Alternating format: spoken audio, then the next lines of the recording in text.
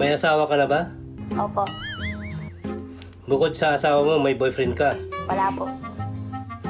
Sigurado ka? Sigurado po. Kalat na nga sa buong barangay nyo may kinakatagpo ka eh. Wala po. Kung sasabihin ko sa'yo na kilala ko yung boyfriend mo, Sino po, Your Honor, sino po kaya siya? ano siya? Kalbo at saka macho. Pogi po ba siya? Ang sinasabi ko lang, kalbo at saka macho. Hindi ko sinasabing gwapo. Umayos ka ng sagot.